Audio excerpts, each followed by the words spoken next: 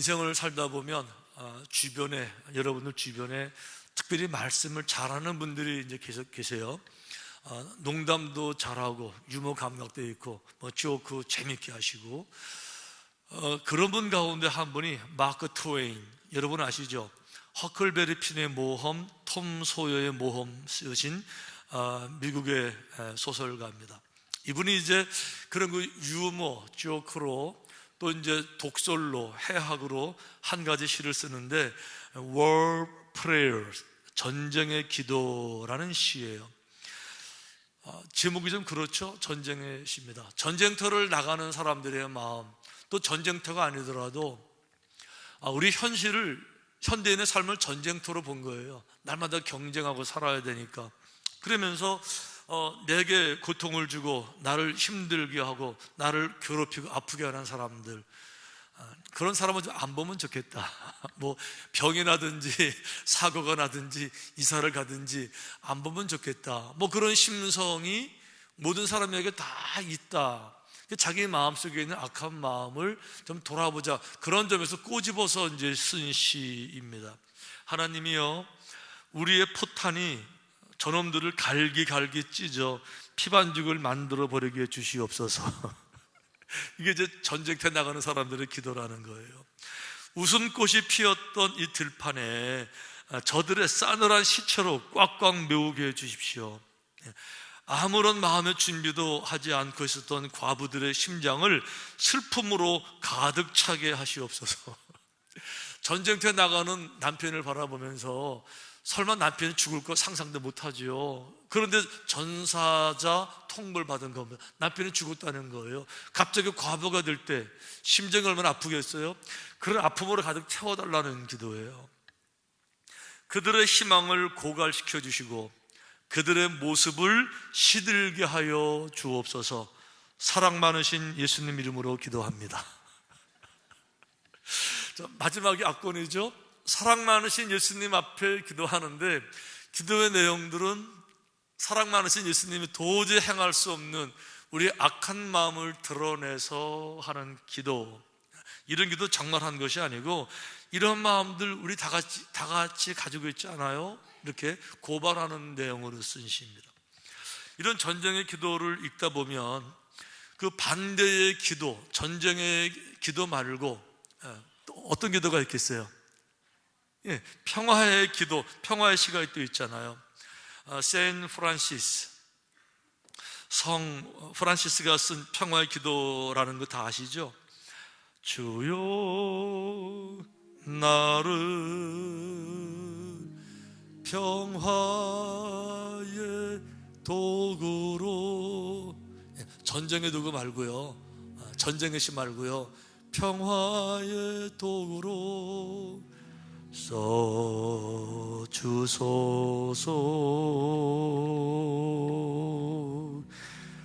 미움이 있는 곳에 사랑을, 미움 있는 곳에 사랑을, 상처가 있는 곳에 용서를, 분열 있는 곳에 사분오열, 분열 있는 곳에 화합, 일치를, 의혹이 있는 곳에 불신, 이런 곳에 진정한 신뢰, 믿음이 생기는 일에 날 사용해 주옵소서.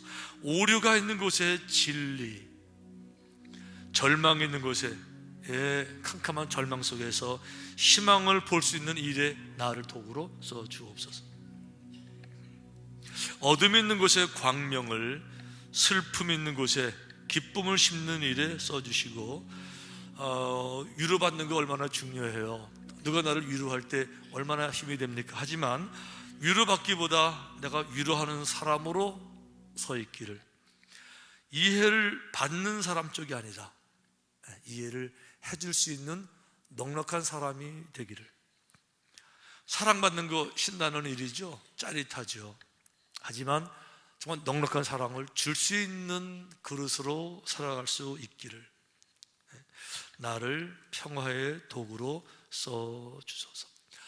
자, 이 성 프란시스가 왜 그 많은 인생의 목적 가운데서 유독 자신의 인생, 삶을 들여서 평화의 도구가 되기를 원했을까? 왜 평화를 추구할까? 평화가 무슨 의미가 있을까? 여러분, 이렇게 따지고 보니까 인생을 살아가면서 중요한 게 참 많이 있지만 평화만큼 인생에서 꼭 필요한 요소도 없더라고요. 평화만큼은 인간을 인간답게 하고 생명을 생명답게 하는 요소도 없더라고요. 우리가 그런 얘기 많이 하죠. 자유를 달라, 자유 아니면 죽음을 달라라고 말해요. 왜 그런가 하면 자유 없는 생명은 사는 게 아니다, 차라리 죽는 게 낫다. 그러니까 freedom, 자유, freedom is not free. 자유는 공짜가 아니에요. 자유를 얻을 수만 있으면 목숨을 바쳐도 아깝지 않을 만큼, 목숨의 값 얻은 만큼 자유 귀하다. 그런데요, 자유라는 말 대신에 평화를 넣어도 똑같이 적용이 돼요.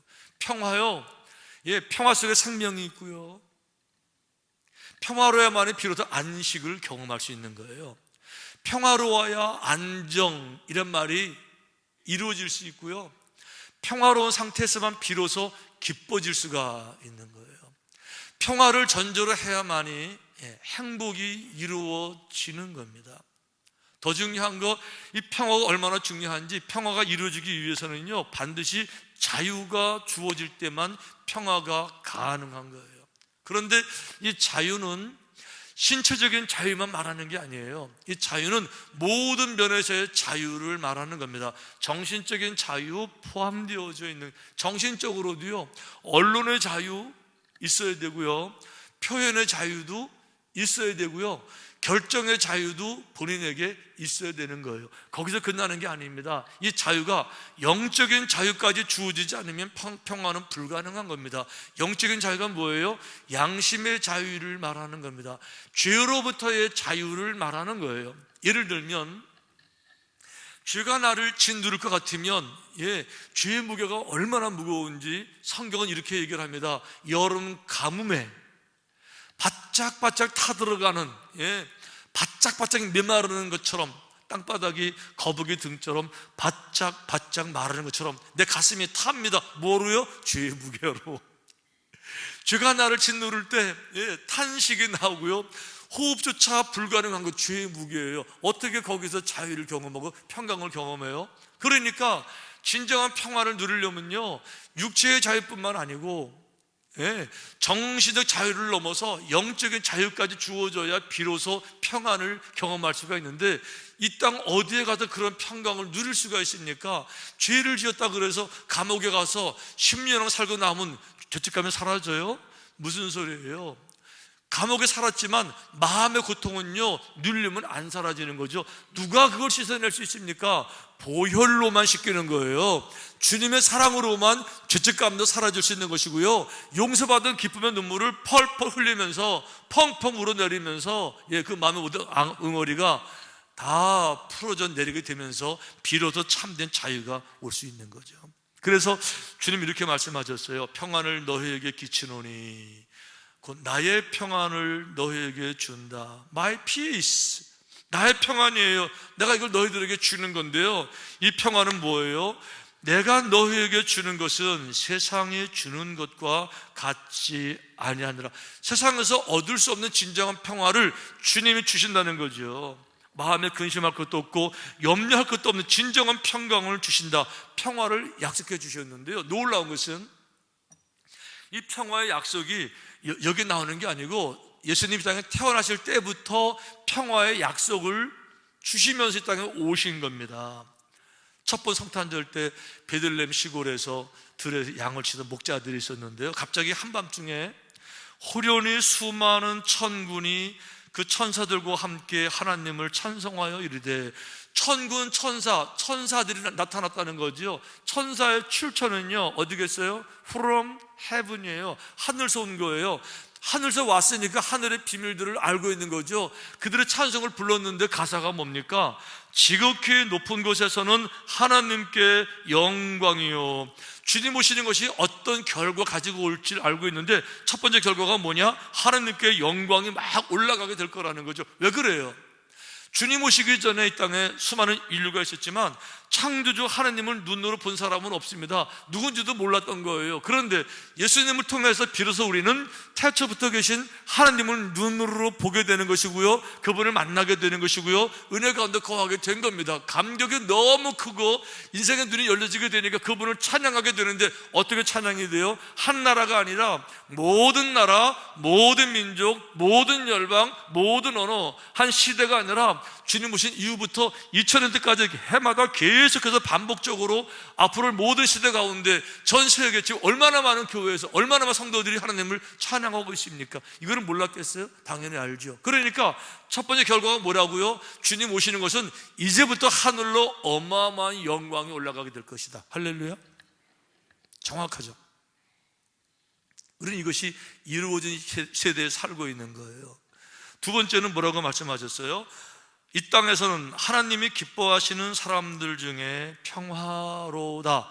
이 땅에 평화가 주어지다 뜻인데, 모든 사람들 평화가 아닙니다. 하나님이 기뻐하신 사람들 중에 평화로는 겁니다. 무슨 뜻이죠? 하나님이 기뻐하신대요. 왜 기뻐하실까? 자기들 마음대로 여전히 패역하고 노아 시대처럼, 소돔 고모라처럼 죄악 가운데 있는데 기뻐하실까요? 아니죠. 그렇게 기뻐하실 분이 아니시잖아요. 왜 기뻐하실까요? 그들을 정말 회개하고, 그들을 정말 예수님을 섬기고, 예수님의 말씀이, 주의 말씀이 내 인생의 발등상의 등불입니다.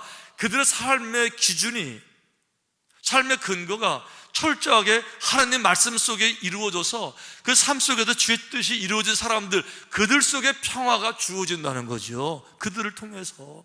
그러니까 그분이 누군가가 중요한 게 아니고, 그 장소가 중요한 것이 아니라 그 사람 주변에, 그 사람 때문에 정말 주의 뜻이 이루어지게 되면 그 사람 때문에 그 가정이 평화, 천국이 될 것이고, 그 사람 때문에 교회가 천국이 될 것이고, 그런 사람 때문에 공동체가, 목장이, 회사가, 아니 둘의 관계도 그런 관계가 되게 되면 이 속에서 평강이 넘치게 될 것이고 천국을 경험하게 될 것이다. 할렐루야.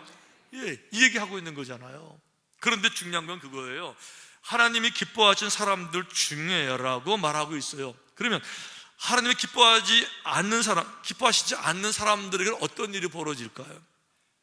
그 나중에 예수님이 설명하셨습니다. 예수님께서 십자가를 지시기 위해서 나귀를 타고 성으로 들어오시다가 이제 그 도성이 다 내려다 보이는 그런 언덕에 도착하셔가지고요, 나귀에서 내리셨어요. 그러면서 그 도성을 바라보시면서 말없이 우세요. 눈물을 정말 tears, H2O, 물을 흘리셨어요. 눈물을 정말 흘리셨어요. 그러면서 이렇게 혼자 말씀으로 하셨어요. 이르시되 너도 오늘 평화에 관한 일을 알았더라면 좋을 뻔하였거니와 지금 내 눈에 숨겨졌도다.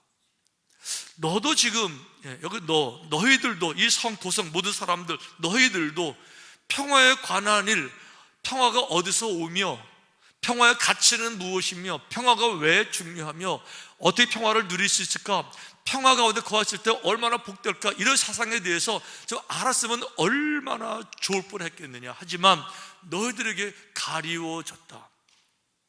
그래서 우시는 거예요. 그런데 여러분, 단순하게 가려워져서 우실까요? 아니죠. 가려워진 다음에 올 결과 때문에 우시는 거죠. 평화가 깨지게 되니까 놀라운, 상상할 수 없는 고통이 찾아오는 거예요.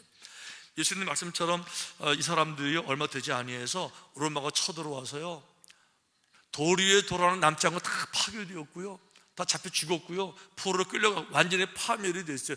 평화가 깨지니까 당연히 파멸이 오잖아요. 파멸이 왔을 때 그 신음, 절규를 예수님이 앞서가서 보시니까 눈물이 나시는, 이렇게 불쌍하고, 평화에 대한 일을 좀 알았더라면 이런 절규 신음 없이 정말 복되게 살았을 텐데 그 아쉬움 속에서 눈물을 흘리시는 거죠. 중요한 거는 세상은 다 평화를 원합니다. 누가 평화를 원하지 않습니까? 다 평화를 원해요. 하지만 평화를 원하지만 평화를 이루는 사람들은 별로 많지 않아요. 평화를 위해서 실천하는 사람들도 많지 않고, 그러다 보니까 평화하지 못한 인생을 사는 사람들을 만날 수 있죠. 딴 데 갈 거 없어요? 댁에 가셔가지고 거울 좀 보세요. 여러분 얼굴 속에서 평화가 있는지. 얼굴은 마음의 창이라 그러잖아요. 그러니까 멀리 가도 찾을 것도 없고 그 마음의 평화가 있다 그러면 얼굴로도 나타나겠지요. 예를 들면 얼굴 이렇게 찡그리고 무섭게 이렇게 하면서 내 마음에 평화가 있어. 그럼 이게 그러니까 정직한 영으로 돌아가서 정말 평화에 관한 일을 우리가 알고 누리고 있는가? 근데 중요한 거는요, 이 평화는 아까 말씀드린 것처럼 자유만큼 중요하고 자유의 값어치는 생명만큼 중요해요. 그러니까 이 평화를 누리기 위해서도 생명만큼 중요하기 때문에 생명 같은 대가를 지불해야만이 평화를 누릴 수가 있는데, 사람들은 평화를 위해서 아무것도 지불할 생각이 없는 거예요. 그래서 평화를 원해도 실제로 평화를 누리기는 쉽지 않다는 거죠. 그럼 어떻게 평화를 누릴 수 있을까? 성경은 계속 그런 얘기입니다. 다 말씀 못 드리지만 이 성탄의 계절에 한번 나누고 싶은 주제가 있어요. 첫째 뭔가 하면 한 알의 밀알이 죽어야 그래야 열매를 맺고 한 알의 밀알이 죽어야 죽을 때만 평화가 가능합니다. 손바닥도 늘 마주쳐서 소리가 나는 거예요. 한 사람만 죽으면 금방 사라지는데 이거를 못해요. 죽지를 못하는 거예요. 절대 못 죽는 거예요. 그래서 평화를 그토록 원해도 결코 평화를 누리지를 못하는 겁니다. 그래서 예수님이 진정한 평화에 이르는 방법에 대해서 이렇게 말씀하셨어요. 내가 진실로 진실로 너희에게 이르노니 한 알의 밀이 땅에 떨어져 죽지 아니하면 한 알 그대로 있고 비로소 죽어야 열매를 맺는, 죽어야만 열매를 맺는 거예요. 예수님 오셨는데 왜 오셨죠? 죽으러 오신 거예요. 군림하러 오신 거 아니고 죽으러 오셔서 십자가에서 죽으셨어요. 그래서 평화가 이루어지는 거예요. 그래서 죄 때문에 갈라졌던 하나님과 인간 사이에 평화가 이루어지는 거예요. 도저히 용서 못할 사람들 마음속에 주님이 들어가시니까 용서하게 되면서 평화가 이루어지는 거예요. 이해가 안 되는 사람이지만 주의 마음을 가지고 이해해 주니까, 덮어주니까, 감싸주니까 감사하게 되고, 감사하게 되니까 평화가 실천되는 거죠.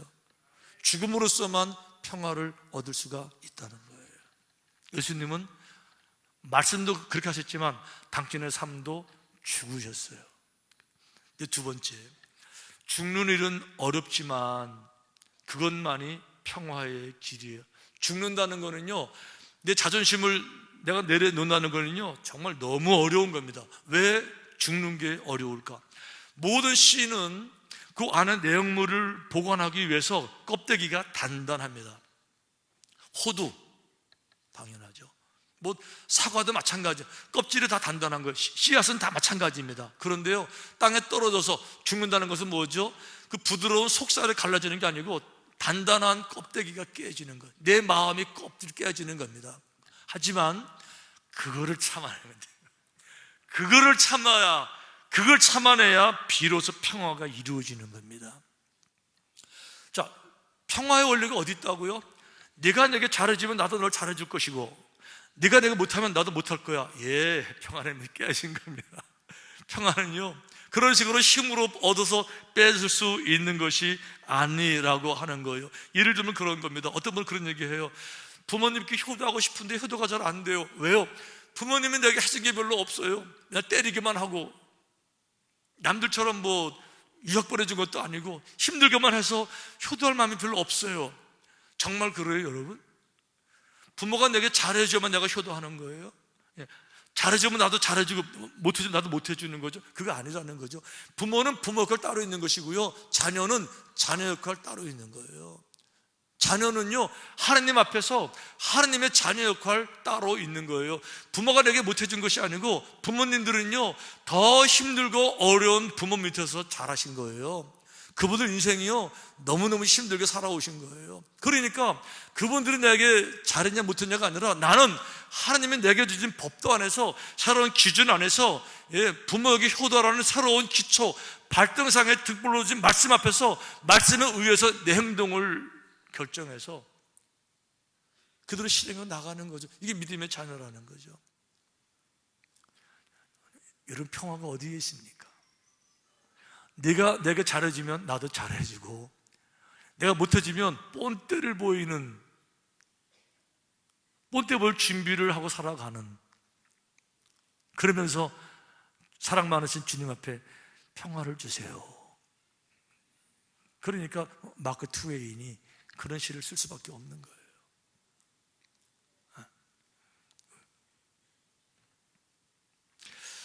C.S. 루이스, 우리 시대의 정말 지성, 영성, 정말 주를 닮아가는 사람 중에 한 분인데, 그분이 그런 얘기했어요. 사랑에 대해서 이렇게 정리했습니다. 우리는 에로스에서 태어나고, 에로스, 남녀 간의 사랑에서 태어났어요. 그렇지만 에로스에 집착하게 되면요, 쾌락, 음란으로 끝나버리는 거예요. 하여간 에로스에서 태어나고 스톨게에서 성장한다. 스톨게, 부모의 사랑 말하는 거예요. 하지만 부모의 사랑에만 집착하면 내 자식만 이쁜 거예요. 내 자식만 사랑해요. 결국 이기주의고요, 탐심이에요.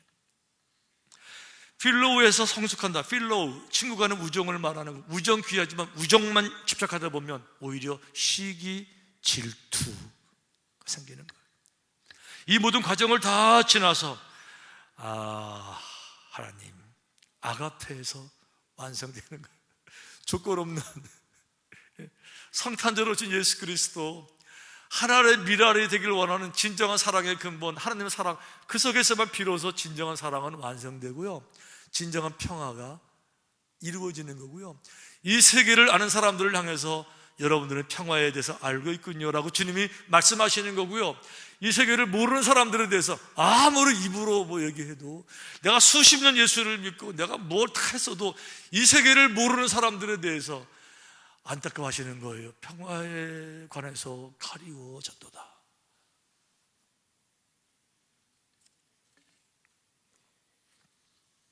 그래서 전쟁의 이유를, 네가 잘해주면 나도 잘해주고, 네가 내게 상처를 주면 내가 똑같이 복수할 거야, 이렇게 생각하는 내가 전쟁의 이유라는 것을 알아야 되는데 우리는 상상도 못하죠. 생각지도 못했죠.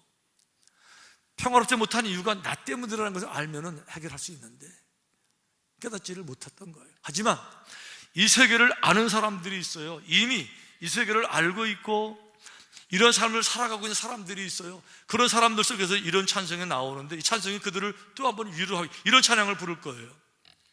내게 강 같은 평화, 내게 강 같은 평화, 내게 강 같은 넘친, 예를 이런 거 박수 치면서 내게 강 이런 거 말고, 그런 거 말고, I got peace like a river, I got peace like a river, I got peace like a river in my soul.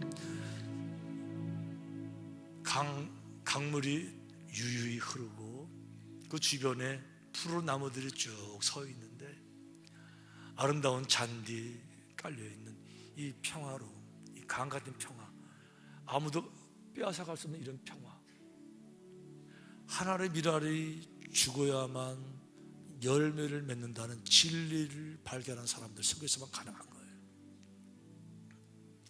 내가 내게 잘해주면 나도 내게 잘해주겠다, 이걸 조건으로 한 사람들은 평생토록 평화를 경험하지 못할 겁니다. 왜 그런가 하면 대부분의 사람들은 자기밖에 모릅니다.